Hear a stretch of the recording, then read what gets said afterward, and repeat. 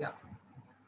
Good evening, everyone. Joining us live on Radio Sophia, and good morning to Professor Suman Ghosh, joining us from the United States of America. We are indeed privileged to have him on the Radio Sophia platform and to deliver a talk on the art of filmmaking. Having done his PhD in economics from the Cornell University and his film training at the same place, Professor Ghosh wears the dual hat of being the professor of economics at the Florida Atlantic University, as well as being the national award winning Indian filmmaker. For today's session, we shall concentrate on the latter. His first feature film, Footsteps, starring the late Shomitra Chatterjee and Nandita Das, won 2 national awards in 2008. His other notable films include Nobel Chor, Kadambari, Basu Poribar, and his very recent Hindi movie titled Aadhaar on the fiasco around an Aadhaar card.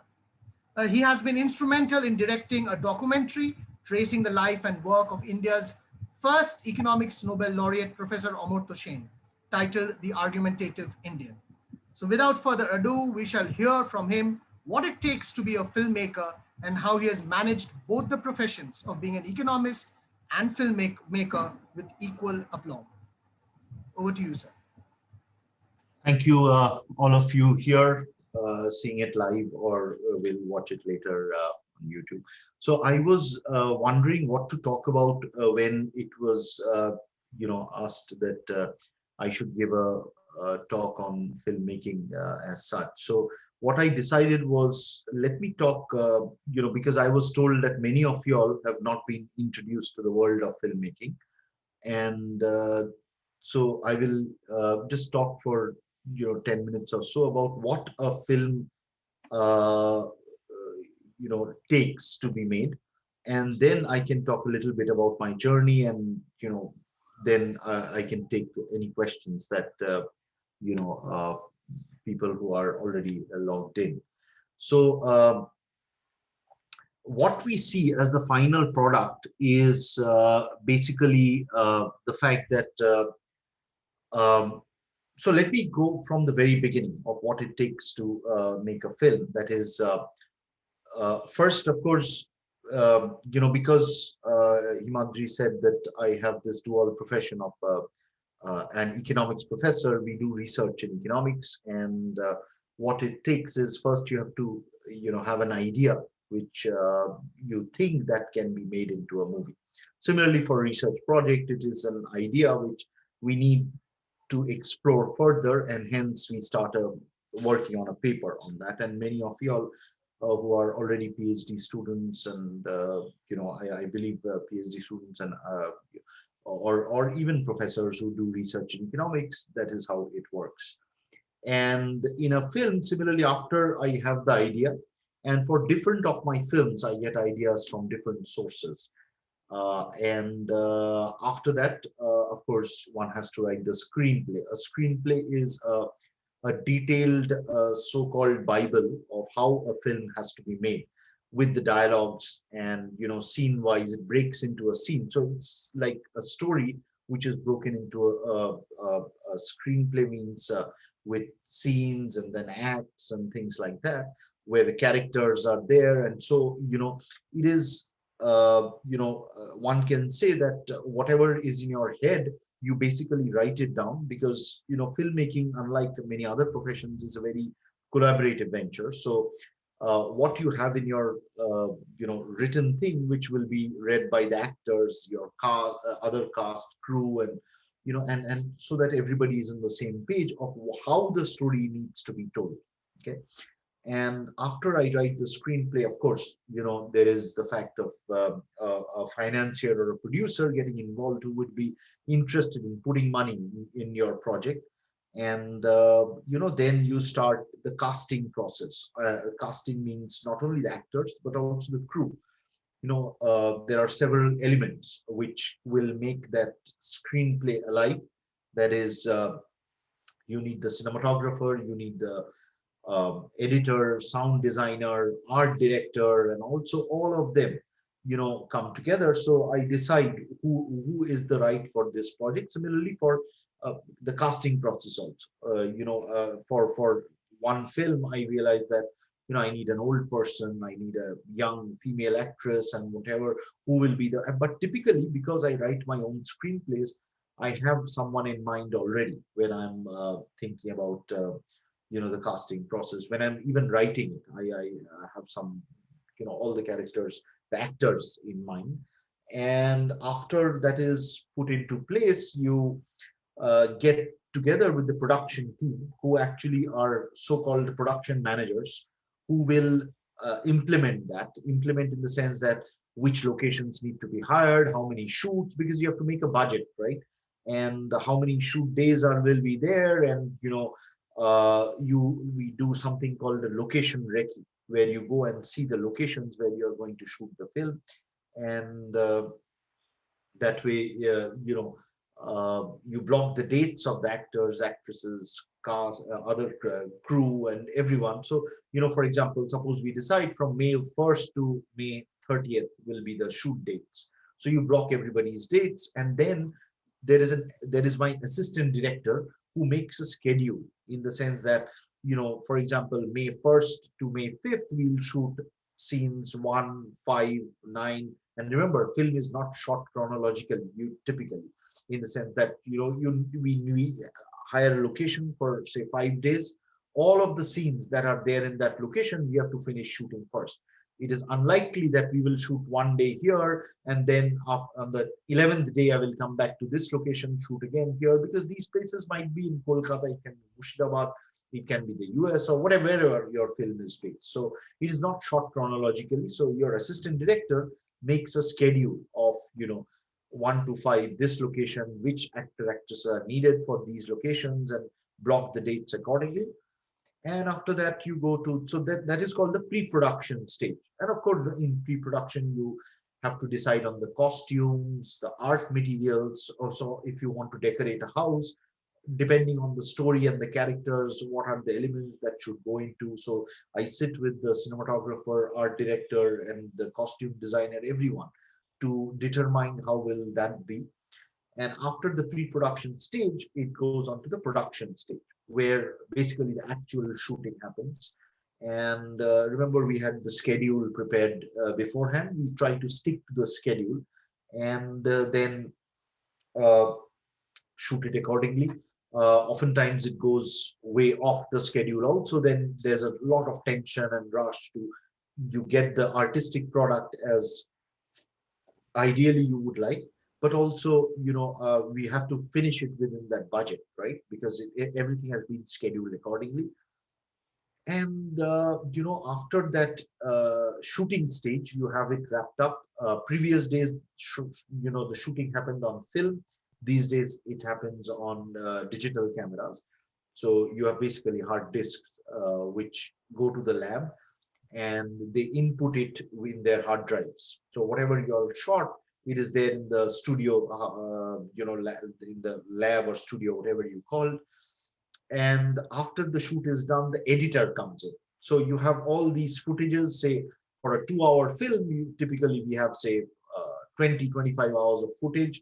The editor goes through all the footage, and typically, one scene is shot many times, because some problem might happen, or the director might feel that it can be improved. And so the editor goes through each take, and sees all the footage, and then arranges a rough cut based on the storyline. The editor, of course, has the storyline with him or her, and makes a rough cut with a rough assemblage of the entire movie.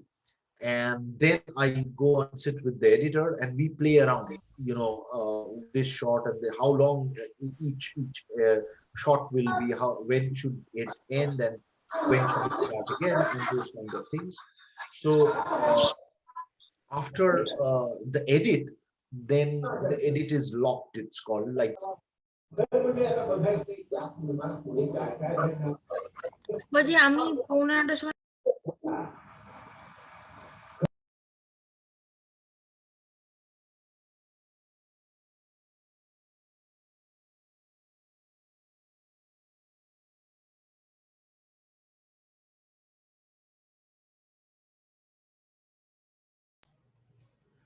I was muted by the host. I don't know why.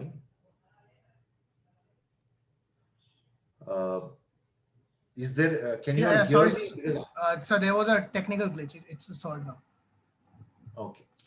So after that edit is locked, it's called. So these are the short assemblage which is finalized with the director, the editor, and then we do the sound and the music, where depending on that, the sound designs are made. And a lot of, in my Bengali films, dubbing is done after it is locked. So basically, whatever the actor and actresses have said during shoot, they dub it in the studio, the same thing, because there's something called a direct sound, which is the live sound is kept in the final product. But in Bengali films, that is not typically done, so they have to redub it.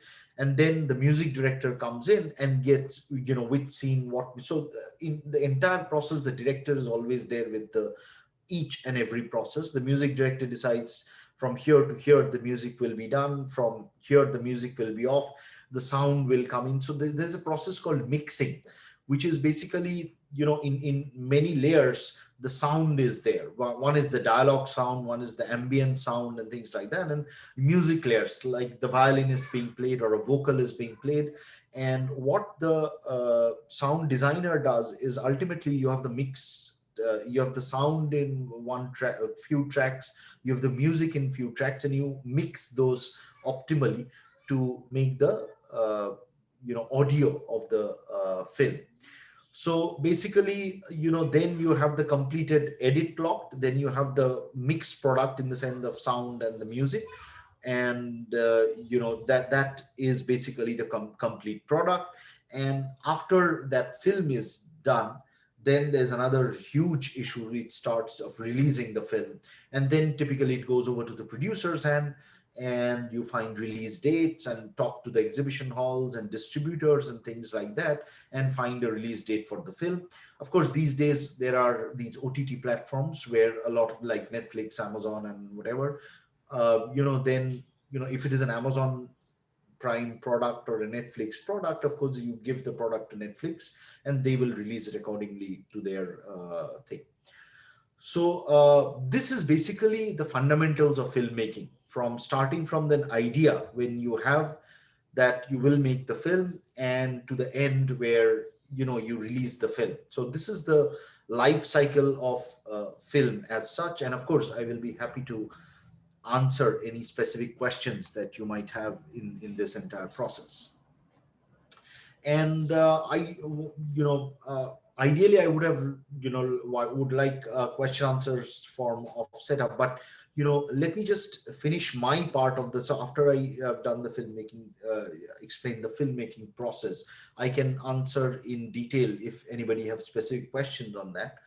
So, as I was introduced before, my journey has been a bit odd, in the sense that I was a student of Presidency College. I was doing economics when, I had a little bit of the inclination towards films when we were exposed in the Presidency College Film Club to Satyajit Ray's films, and, other, some of the other great filmmakers. But I was more of an academic when I was quite a studious guy in Presidency College. But somehow that inkling of the films captivating my interest, that started then.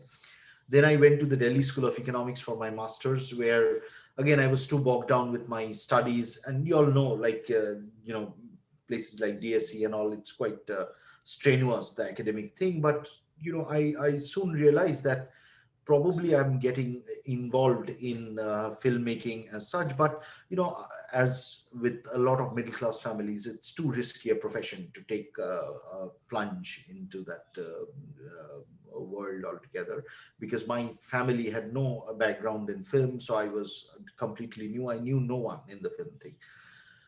Then after Delhi School, I went to Cornell for my PhD, and there I think the major advantage happened, where at Cornell, my scholarship or fellowship, as it was called, allowed me to take courses in filmmaking. And I started taking courses in filmmaking alongside my PhD, because otherwise film schools are very expensive. I couldn't have afforded that. So then, going through the theory classes and all, I wanted to taste what does it entail, that profession of filmmaking.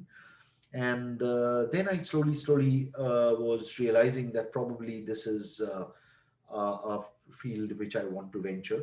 And I remember, ironically, that one day, so Kaushik Basu, I'm sure you all know about him. He's a very famous economist. He was one of my PhD advisors. So I went to his office and told him that films is interesting me much more than economics. So, and I remember clearly he had said that it's such a risky profession. Why don't you finish the PhD from Cornell, and at least you will have a good backup in life, and then you can venture into. So, I did that, and subsequently I started a documentary on Amartya Sen. That was my first project, hands-on project. Of course, in film school we did a couple of short films as students. And after that, I did my first film, which was mentioned Podokep or Footsteps in English, which had Soumitra Chatterjee. He got the first national award, and my film also got a national award. And Soumitra and Nandita Das was there in the movie. And ever since, that was in 2005, 15 years has passed, and I have continued making films. And I think now I have 8 or 9 feature films and one documentary on Amartya Sen, the argumentative Indian. So this is in a nutshell where my life story has carried me so far now as I speak to y'all. So yeah, and I would be happy to answer specific questions that you might have with respect to whatever I have told you now, or even outside, what I told you. Because I'm not very sure about the background of all of, because Himadri had told me that it is mainly PhD students or something like that. But I think for Radio Sophia, it's a general crowd also. But so I don't know how and what to pitch my talk on. So I think it will be very interesting if you all ask me questions, and I will be happy to answer them. Yeah, thank you, Professor Ghosh. I'll invite people to have their Sure. questions, and till the time they, think about the questions. Professor Ghosh, let me start by asking you a thing that I find very common between academics and filmmaking, and something which you also pointed out in terms of the role of collaboration. So, how important do you see the role of collaboration whenever you start on a new project? See, when you start on a new project, it is just you alone, because what I do is, so somebody asked me about my story ideas, I think, on chat. Yeah, Uh, yeah. Kranti Kranti. asked, are your stories influenced by the discipline economics? If so, to what extent? By the discipline economics means, Kranti? I, Hi, I think, sorry, I think there was a typo. What I meant to ask is, are your learnings or economic theories or what you read in economics discipline, does it actually enter into your story making, like in the background, because you're a professional economist as well, Not a really. researcher in Not economics. at all. So, You see, it depends on the yeah. topic also. But no, my films that I've done so far, except the documentary on Amartya Sen, which of course needed my knowledge of economics, because but otherwise the feature films had nothing to do with economics. So going back to Himadri's question, when you start the project, it is very you are alone in the sense that, so I read a newspaper article or something. Typically my basic seed comes from news items, and when I decide to make a movie, and then I sleep on it for 3 4 months. First of all, you have to be sure that that topic is interesting enough for you to spend 1 year at least on that topic.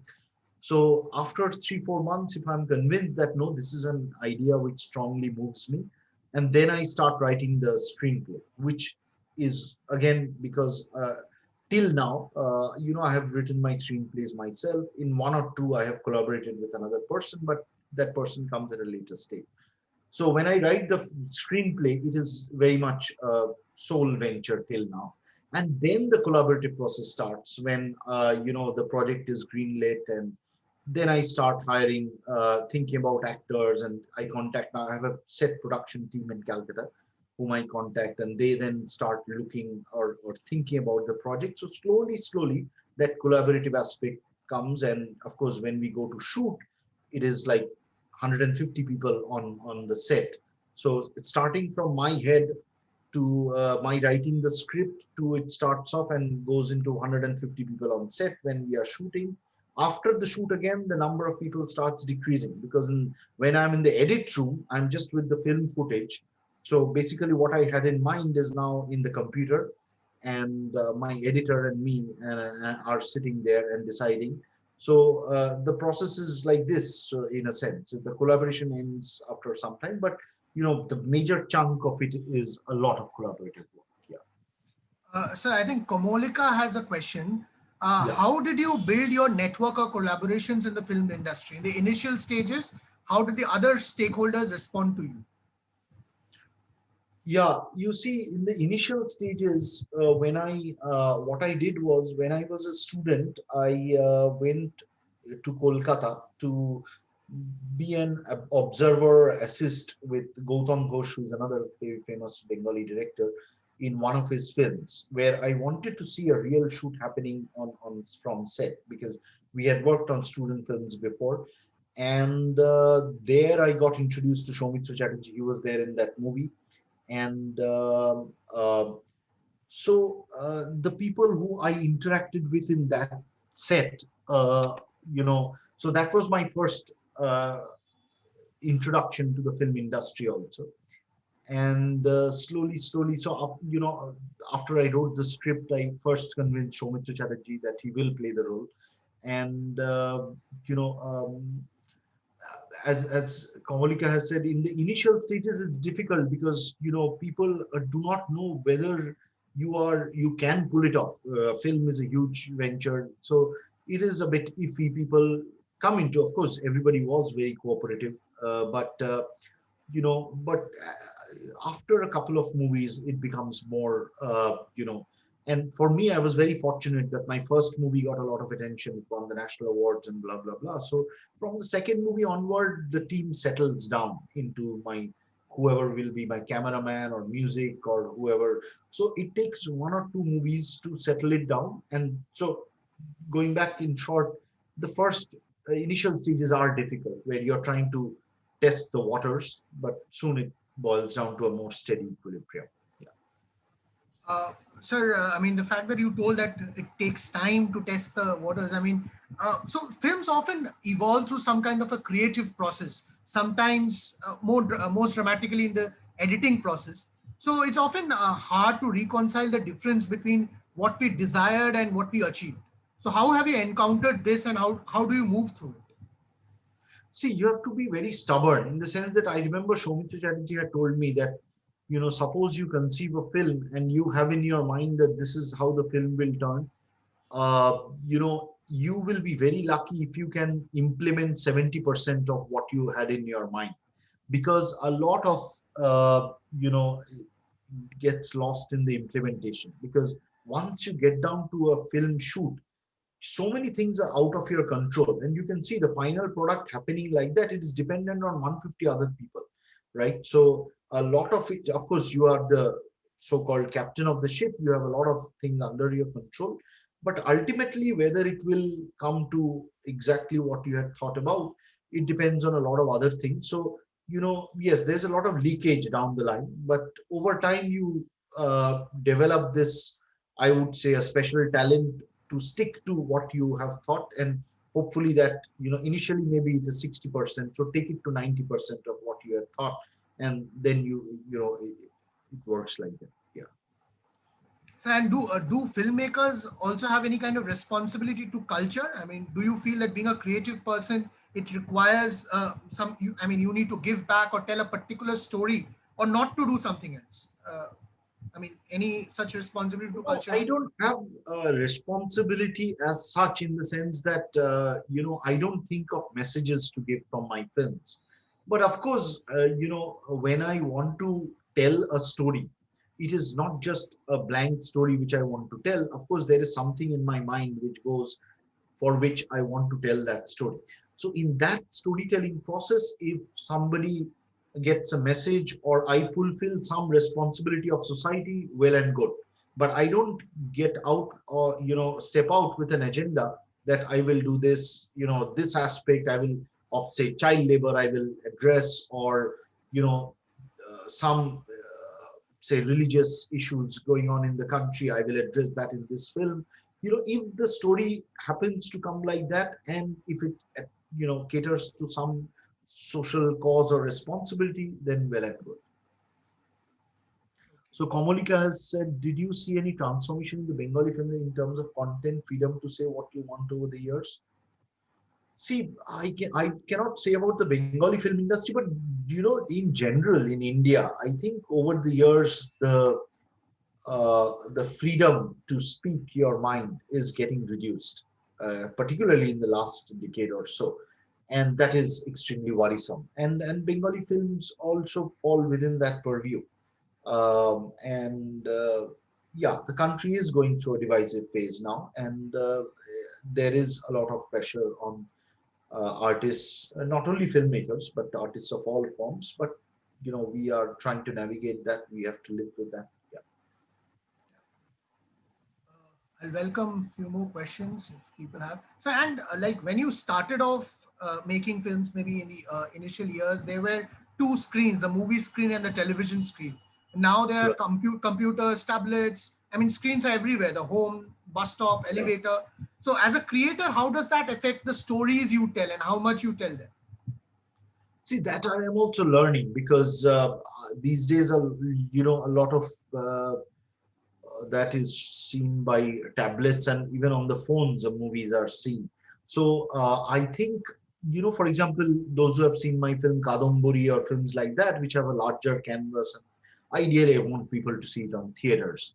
But there are, smaller films which are, I think filmmakers are also adapting to shooting in a particular frame, particular way, in order to um, um, cater to that type of viewing experience. Now, not going into too much of technicality, what I can say is that the lens which you use while shooting, you have to be conscious. If you think that it is mainly a movie which will be seen on on the mobile phones, then of course the way you tell a story, that changes, like the way you shoot a particular film. So for example, if you have a very wide shot and the character is small in your screen, in when you're watching in a live theater, movie theater, then that might look very good. But if someone is watching on the phone, that character might get lost completely. So this is one example I told you where the shooting pattern is changing, and we directors also adapting to that, as we proceed in our journey. Yeah. So, and you have won several awards at various film festivals as well. So, what role do you think have film festivals played in your life, and why are they necessary, or how do you get the most out of them? See, one is that it gives you a perspective of the film world. Okay, so going into very big film festivals, you meet legendary filmmakers, and so it's like a mela, a film festival where you have legendary film actors, actresses, directors from all over the world. So you feel a part of the film fraternity, and it's a humbling experience, I would say, that whenever you think your work is really great or something like that, you have a Abbas Kiarostami film and you see Abbas Kiarostami talking in a film festival or XYZ, and that gives you a very humbling experience. And so I think that is one of my, and these days films are available to see on many platforms, right? But imagine like 15 years back, when there was no Netflix, there was no Amazon Prime, or other online views. So film festivals gave a very good avenue in which you can abreast yourself with what is going on in the current cinematic world. So these are, I think, some of the things which I learned from the film festival process. Yeah. So, I think we have a couple of more questions on the chat box. So, what process goes into writing scenes? How many iterations could it take generally before you're finally satisfied with it with it, and when it is good to go? So I think that's a question by Kranti. See, process, I would say that, as I told you, once the idea comes in, I sleep on it for 3 4 months before even getting to the typewriter or computer and start writing it. And slowly the material, like from how the story will proceed, it crystallizes in my mind. And then when I sit, it's like an automatic process. It takes maybe couple of weeks, 3 weeks, max 4 weeks to write down the entire screenplay. So I let it brew in my head, and then when I get it, it's like a continuous flow which happens. And uh, the next part of how many iterations could take generally, it depends. I have drafts which have taken 20 drafts. I have which have taken 7 or 8 drafts. So and till the last day of shoot, or even on sets also, I go on changing. If I'm the writer, I go on changing small bits and things like that. So the iterations go on infinitely, I would say, till it is shot. And the next question was how difficult or easy it is to get funding for your projects. Do funders interfere with your creative liberties as a director? See, my first project, I had to borrow money from my friend, from my brother, and Podokep, the first film, because I couldn't find any producer who would be willing to take a risk. And I expect that also. So after the first project, it became a lot easier. And I was very fortunate that, I have never uh, been with producers who have creatively interfered. But oftentimes, I also want creative interference from producers who are genuinely quite aware of a lot of things, which I also might have missed. For example, in my Hindi film, which is going to release, called Aadhaar, where I had a wonderful producer, Manish Mundra of Drishyam Films, who have made films like Masan and Newton and these films. So he was a very good experience in terms of even this at the screenplay stage. The way he contributed to the screenplay was very helpful for me. So it's not that I see always as those as interference. Those are interference which I like also. So it is not that black and white. So Vipin has asked, in terms of production costs, what are some of the strategies to reduce or control costs? It depends on project to project. One cannot say it as a general rule. But that I have a very good production team with production controller, manager, and that set team, which actually does a very good job of intelligently, for example, scheduling the shoot. And there are many nitty-gritties which I cannot go in this short time. But yeah, So I let me believe. add. So let me add to this question. So I mean, I would probably wanted to understand. I mean, films are generally a kind of a compromise between art and commerce. So how has your art been shaped by both the money you've had or not had, and do you create something with, budget limitations in mind? I don't think it is always a compromise between art and commerce. A lot of very good art, artistically sound films are very did very well commercially also. So if I just talk about the Indian films, for example, think of film like Lagan. It was socially responsible film. It had an impact on society. It was artistically very well made. You all know that it went to the, it was India's final selection in the Oscars. It was a huge commercial hit. And films like Three Idiots, for example, they have made quite significantly. And if I quite humbly can say about my films, for example, films like Kadambari and Basu Poribar, which were quite big budget films, but did very well commercially also, and artistically also, I was satisfied because that is what I wanted to say. So I don't necessarily think that there is a trade-off as such between the art and the commerce. But yes, I make some very esoteric films also, which I believe is where funding is also more difficult to get. And, I have to manage it somehow, and, you know, mm, ultimately want the project to be made. And those cases, I don't think about the commercial aspect also. I can give you an example, which is on Netflix, a movie of mine called Peace Haven, which is a bizarre subject. It was based on three old men and a morgue. P7, the morgue in Calcutta. It was based. So it was a very esoteric subject, and where we never thought that we will have our money returned also, but it was picked up by Netflix, and ultimately, I could get people all over the world to see the movie, and we monetarily we were fine. So ex ante it was difficult, but ex post it became justifiable, viable in a sense.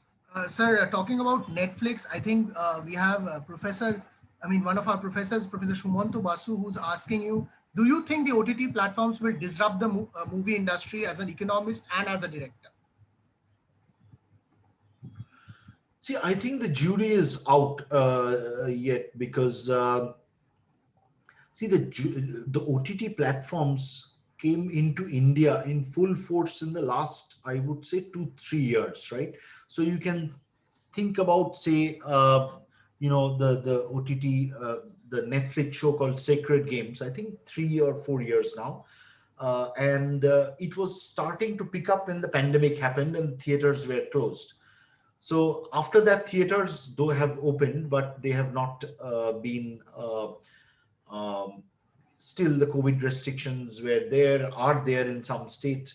So I think the comparison, as an economist, if I want to make a comparison, we will be comparing apples to oranges, in the sense that if we now say that, well, people are seeing OTT and not going to theaters, it will be an unfair comparison, because of COVID everything was stopped. And so I think after this COVID thing is over, in 4 or 5 months down the line, it will be a good comparison. But if you ask me, I think that for bigger films, which are a theatrical experience, uh, you know, uh, I don't think that you would want to see, say, Christopher Nolan's movies, yeah, in your mobile phone. Of course, you can see, but to see a Christopher Nolan screen on a big screen, or even the big Bollywood movies of, Salman Khan, or Amir Khan, or Shah Rukh Khan, those movies, I think they, or Karan Johar movies, those are big theatrical experiences, and those will remain.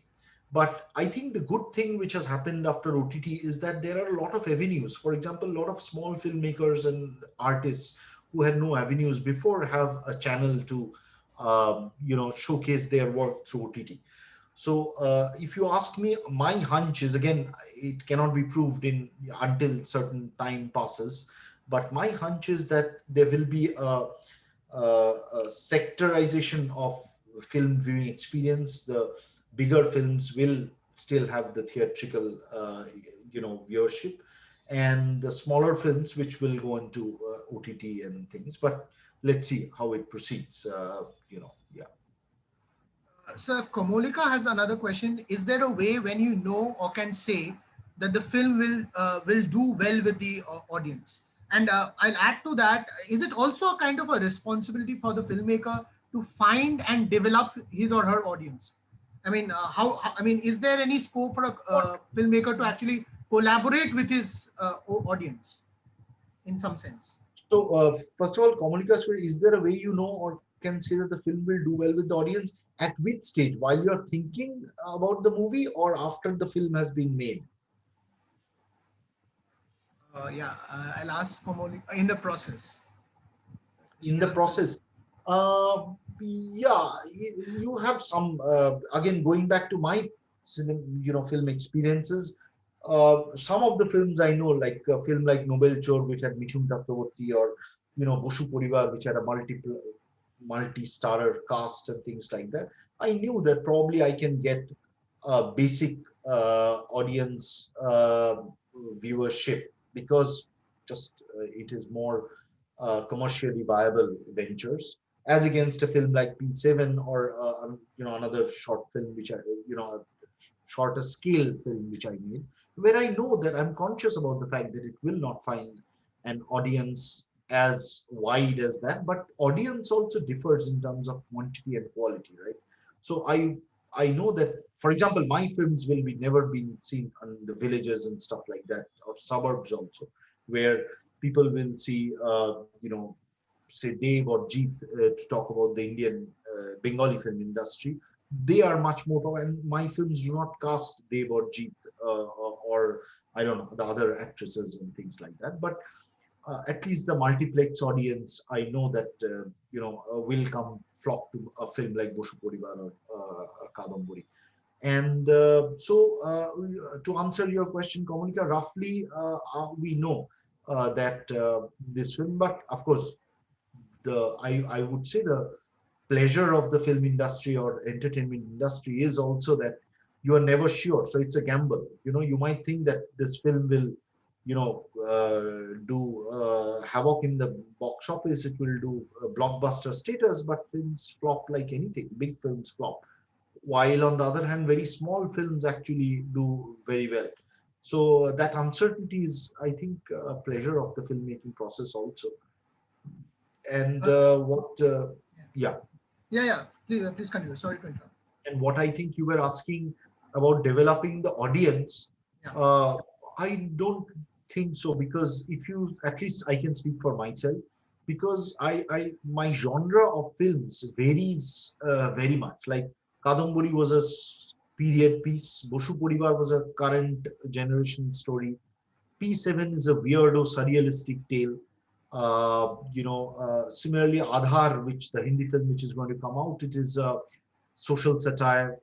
Podokkhep was a family drama. So so I think I'm too restless in that sense to focus on a particular genre. If you think of, for example, uh, you know, Rituparna Ghosh's films, he was very good at family drama, nuances of emotional relationships and stuff like that. Rituparna would never make a surrealistic film or an action drama or things like that. But I feel, dabbling in many genres, whatever excites me. So I don't think I think of the audience, like which audience will come to see this film or that film. But over the time, you develop an audience. But I think it's not a good idea to think of the audience and then make your product, because then you are narrowing down your vision, I think. So yeah. So Joel had a question. Wait, I'll just get back to his question. Yeah. So his question was, what makes a film great for you as a filmmaker and as an audience? I'll club that question with Suraj's question. Which other director inspires you and why? So what makes a film great for you as a filmmaker and as an audience? So any film which I see for the first time, I see it as an audience. So I know it is very difficult, because once you know the filmmaking process, you get involved. But I want to just have a lovely experience watching the film. And so as a filmmaker and as an audience, what uh, what excites me is pretty much this, these are congruent things as a film. So I see a film as an audience, and then of course as a filmmaker. So I think, but later when I analyze a film, of course I put my filmmaker's hat. So as a filmmaker, so a film might not entertain me as an audience, right? But as a filmmaker, certain experiments that film has done might excite me, which does not as an audience.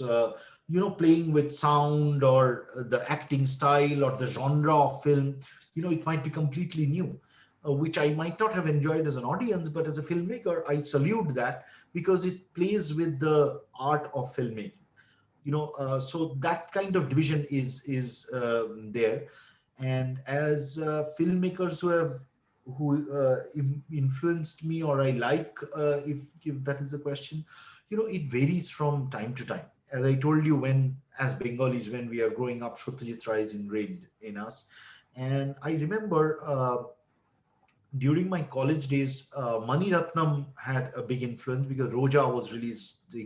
Roja released then, Bombay released them. I don't know whether you have seen those movies or not. So Mani Ratnam was a big influence. And then in the when I went to Cornell and started taking film seriously, then I saw Bergman and Kurosawa and the great Fellini and those films. And subsequently, I developed a habit of watching more films from all over the world. The Iranian films of Abbas Kiarostami, Jafar Panahi, they made a lot of influence. Hollywood movies like Scorsese and Christopher Nolan, and so I cannot give you 4 or 5 names who have influenced me because even now I love the Mexican filmmakers Alejandro Inarritu and Alfonso Cuarón. I see all, and amongst the Indian filmmakers, in the popular genre, I would say Vishal Bharadwaj is. I personally think he's the best director in the country right now. I love the films of. I don't know whether you have seen Chaitanya Tamani's films. He made the Marathi film Court and very recently The Disciple, which is coming on Netflix also. In Bengali cinema, I really like some of Kaushik Ganguly's work and Srijit Mukherjee's work. Aditya Bikram Sengupta, who made this classic called Asha Jawar Mache, is one of my favorite. So it's all over, starting from Iranian films to Mexican films to Canadian films to Hollywood, of course, big influence. Bengali films of Satyajit Ray, Tapan Sinha, and Mrinal Sen, Ritik Kaur, Tuttu. I learn a lot from the current filmmakers also. So it's all over the place. So I just could give you a snapshot of that. Yeah, so as we almost at the fag Yeah. end of the session, so I'll take one more question from Kamolika. Today, there's an increasing corporatization of the mainstream film industry, increased marketing by the film fraternity to promote their movies across every channel. How do you see this? There is nothing wrong with that in the sense that the world has changed, and say popular outlets like Instagram, Twitter, Facebook, that was not present before. So why not use them?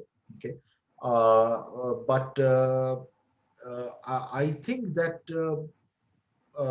one has to keep a balance also about that, in the sense that too much should not be influenced on the you're maintaining your Instagram profile rather than working on your, say, I'm talking about actors and actresses. Maintaining your Instagram profile becomes much more important than preparing yourself as an actor, and that then those are problematic things, but those can be managed by individual to individual basis. But it is a good thing, you have more avenues to reach out to people.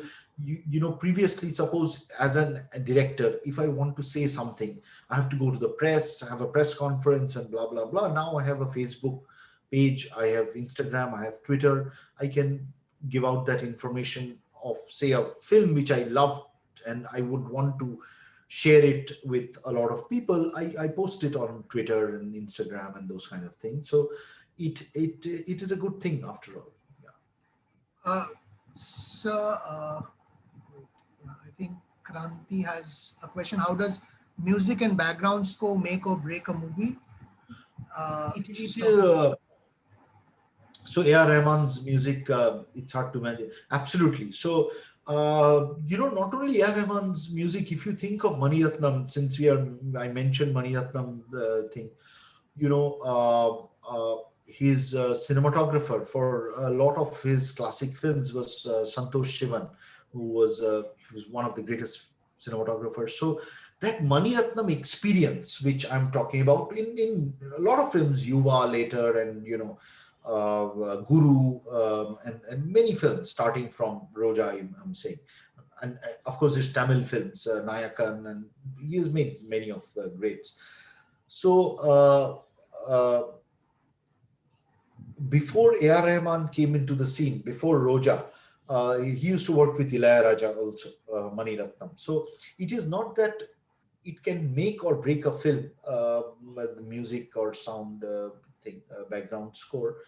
But of course, it has a lot of influence. But I think it is changing a little bit these days, because nowadays you will find a lot of Hindi movies which do not rely on hit songs.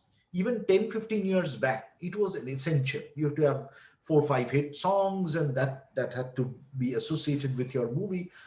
Nowadays, a lot of the movies come out which doesn't have any uh, backgrounds, sorry, any songs such as. But background music, I feel that it is very, very important. Now songs are very important if you're making a full-fledged commercial masala film. Of course, songs which will draw people to the theaters, that is essential, I think. So we have to categorize between the different genre of films which we are talking about. So for commercial masala film, songs are very important. The background score is much, a bit loud, if I may say. But I don't think the music makes or breaks a film, but it adds to the experience. So again, going back to Mani Ratnam, A.R. Rahman, Santosh Shivan, his choreographers, all of them add to that Mani Ratnam experience, which we call a Mani Ratnam film. So yeah, it is an integral part, but it doesn't make or break, I think. Yeah. So as you mentioned, you've obviously not casted some actors like Dave and few others in your films, and I mean there has been a tendency seen in many of the film directors actually to have a certain set of actors or actresses being part of their film, and then there are a certain set of actors who are kind of made for some commercial films. So, do you think, in some sense, uh, the skills of actors and actresses, they are kind of judged on the choice that they make rather than what they have in terms of, their initial choice of films rather than how they, uh, act or their acting skills maybe have lesser value compared to that. No, the choice of films means it is, they have to be taken on those films also, right? It's not that I choose to do this Maniratnam film or Karan Johar film. It has to come from the director side or the producer side also, right? So given again, I'm assuming most of you all are economic students or professors. Given general competitive in Bombay, it is very, very competitive, where you have to develop your skills, and that will dictate your you know choice. Not always. I cannot say that Salman Khan has a very high acting skill, but there are other features of Salman Khan which probably makes him such a big star. But the current heroes, so called, if you see, Rajkumar Rao or Ayushman and things like that, they are not typical heroes, but I think they have been very good performers, actors, and that makes them successful. So I don't think you can escape the fact that either your acting skills or dancing skills for commercial cinema or some attractivity, you cannot avoid that. Yeah, it's a necessary Right. condition. So, yeah. Right. So I think we are almost at the end of today's discussion. We've had a fascinating discussion with you on the art of film writing. I'll kind of end the session by asking you, say for example, a beginner who's kind of thinking about having both an academic degree, as Professor Kaushik Basu had suggested, as a backup, and also to start off in the line of filmmaking. What would you suggest to say someone who probably doesn't want to take a formal training? Is it possible to maybe go far ahead as far as filmmaking is concerned, or maybe script writing is concerned, without any formal training? And what's the importance of a formal training in that respect? See, a lot of the famous filmmakers you all know of didn't have any formal training. Right, Chotritra is the biggest example. right, When he right. started Pather Pachali, he didn't have any formal training. Say a film school training as such. I don't think Topun Sinha had any training, or even the current lot of filmmakers. Srijit Mukherjee also comes from an economic background. He didn't have any formal training.